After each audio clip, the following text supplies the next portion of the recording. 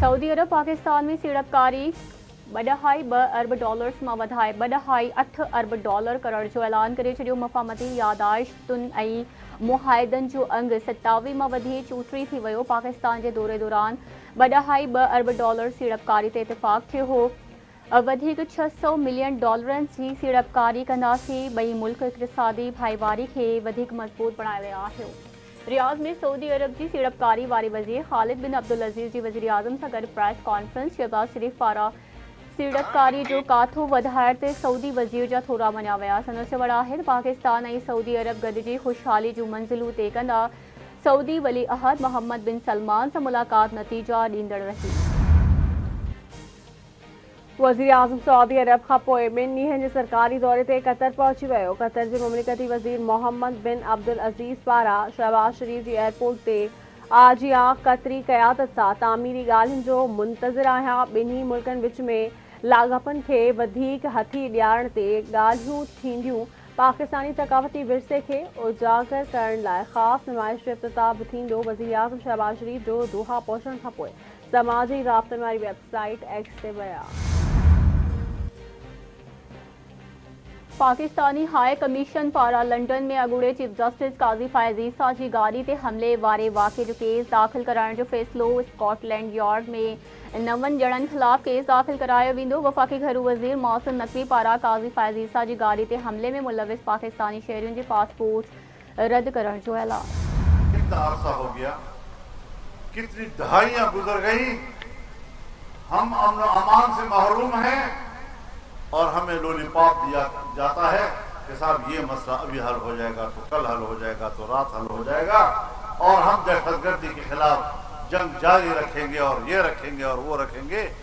इस lollipop से अमन नहीं आया करता। मेरा तजर्बा ये बतलाता है कि हमारे पास दहशतगर्दी के खिलाफ कोई मुअस्सर पॉलिसी नहीं, और हम मुल्क के अंदर दहशतगर्दी को भी अपने अवाम को ब्लैकमेल करने के लिए इस्तेमाल करते हैं।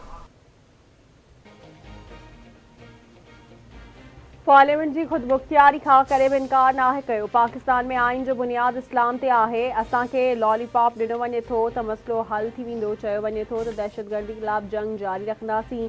हाणे इहो लॉलीपॉप न हलंदो। तजर्बो ॿुधाए थो त दहशतगर्दी ख़िलाफ़ का बि असराइती पॉलिसी नाहे। कुझु इदारा ॾोहनि जे ख़ात्मे लाइ हूंदा आहिनि। असां वटि कुझु इदारा अहिड़ा आहिनि जेके ॾोहनि खे इस्तेमालु कंदा आहिनि। ॾोहनि जे ख़ात्मे जे नाले ते क़ौम खे ब्लैकमेल कयो पियो वञे। सूबनि विच में नफ़रतूं पैदा कयूं पियूं वञनि। JUI सरबराह मौलाना फज़ल रहमान जो डेरा इस्माइल खान में जलसे में ख़िताब। उमर अयूब ऐं शिबली फराज़ जुडिशल कमीशन में PTI जी नुमाइंदगी कंदा। PTI बानी नालनि जी मंज़ूरी ॾेई छॾी। तहरीक इंसाफ़ तरफ़ां उमर अयूब ऐं शिबली फराज़ जा नाला क़ौमी असेंबली जे स्पीकर ऐं सेनेट चेयरमैन खे उमाणिया वेंदा। 26 आइनी तरमीम जी मंज़ूरी खां पोइ जुडिशल कमीशन जी नई सिरजोड़ जग कई पई वञे।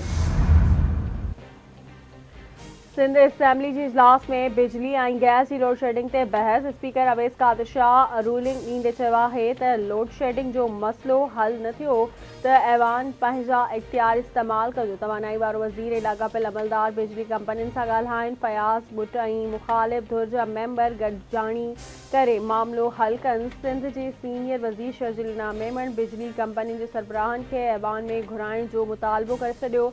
संदसि चवणु आहे त कमेटी जोड़ी वई हुई जंहिंजो कमु हेस्को सेप्को ऐं के इलेक्ट्रिक जा मसइला हल करणु हो। कमेटी में जेके बि फ़ैसिला थिया उन्हनि ते अमल दरामद करायो वञे। घरू वज़ीर ज़ियाउल हसन लंजाद चयो आहे त पंजाब खां वधीक गैस जी लोड शेडिंग सिंध में थी रही आहे। होटलुनि ते LPG गैर मयारी इस्तेमालु थिए थी। वफ़ाक़ी हुकूमत गैस जी लोड शेडिंग जो नोटिस वठी असेंबली मेंबर्स जे गैर क़ानूनी LPG दुकान बंदि कराइण लाइ किरदारु अदा कर। फलाही तंज़ीमुनि खे टैक्स ते रिआयत ॾिनी वेंदी आहे। को बि फलाही तंज़ीम जे नाले ते गाॾी इस्तेमालु करे थो त उन ख़िलाफ़ कार्रवाई थींदी।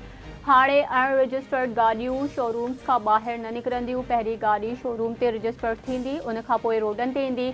सूबाई टैक्स चालान ऑनलाइन जमा कराए सघिजे थो। ख़ैराती इदारनि जी मैयत गाॾियुनि ऐं एम्बुलेंसिस खे मोटर व्हीकल टैक्स ते छूट आहे।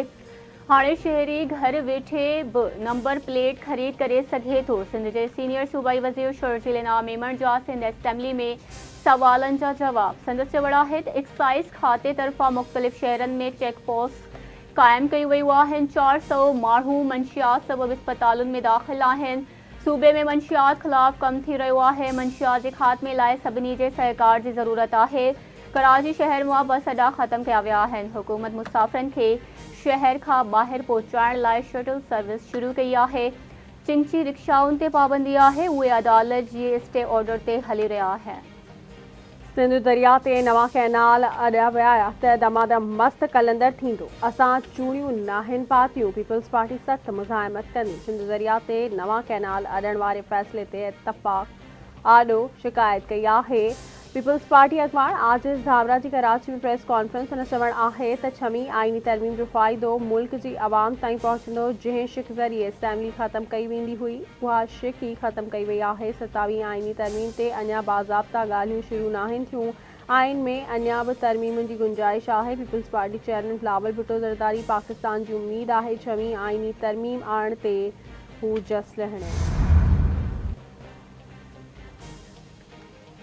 सिंधु दरिया ते 6 कैनाल ठाहिण वारे मंसूबे ख़िलाफ़ सिंध सरापा एहतजाज। SDP जे सॾ ते बबड़लो बाईपास वटि धरणो। वॾे अंग में कारकुननि जी शिरकत। डॉक्टर कादर मक्सी चयो आहे त 6 कैनाल ठाहिण वारो फ़ैसिलो सिंधुअ खे सुकाइण जो मंसूबो आहे। सिंधु दरिया ते को बि नओं कैनाल क़बूल न कयो वेंदो। FIA बि उमरकोट वासी डॉक्टर शाहनवाज़ कुंबर के जुर्तु मुक़ाबले में मारण वारे वाक़े जे 46 जवाबदारनि ख़िलाफ़ FIR दाख़िल करे वरिती। अॻूणे DIG जावेद जसकाणी, अॻूणनि SSPs असद चौधरी, आसिफ रज़ा बलोच ऐं पीर उमर जान सरहंदी नामज़द। जुडिशल रिमांड ते जेल हवाले थियल जवाबदारनि जा बयान बि कलमबंद करण जो सिलसिलो जारी। फेडरल इन्वेस्टिगेशन एजेंसी FIR जी copy Sindh high court circuit bench Mirpur Khas में जमा कराए छॾी। आजकल पाकिस्तान में पंजाब के अंदर खुसूसन लाहौर में इशू है स्मॉग का, तो ये डिप्लोमेसी हमें इंडिया के साथ करनी है। मैं सोच रही हूँ कि इंडियन चीफ मिनिस्टर जो पंजाब के चीफ मिनिस्टर हैं उनको ख़त लिखूँ कि ये एक सियासी मसला नहीं है, ये एक इंसानी मसला है जिसके ऊपर अगर हम भी इक़दामात उठा रहे हैं तो इंडियन साइड से भी मैचिंग रिस्पांस होना चाहिए, वही इक़दामात होने चाहिए। क्योंकि हवाओं को तो नहीं पता कि बीच में लकीर है। हमारे साइड ऑफ द बॉर्डर की बेहतरी के लिए, उनकी सेहत के लिए, हमारे अवाम की सेहत के लिए दोनों पंजाब मिलकर इक़दामात नहीं करेंगे, हम स्मॉग से लड़ नहीं सकते। लाहौर में स्मोक जे करे केतिरनि ई इलाइक़नि में ग्रीन लॉकडाउन लागू। नोटिफिकेशन जारी। 4 नवंबर खां सरकारी ऐं ख़ानगी ऑफिस में वर्क फराहम होम जा इंतज़ाम यकीनी बणाइण जूं हिदायतूं जारी।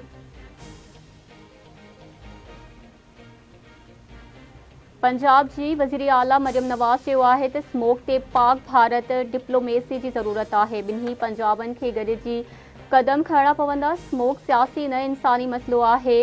हू सोचे रही आहे त स्मोक जे मामले ते भारत पंजाब जे वॾे वज़ीर खे ख़त लिखे।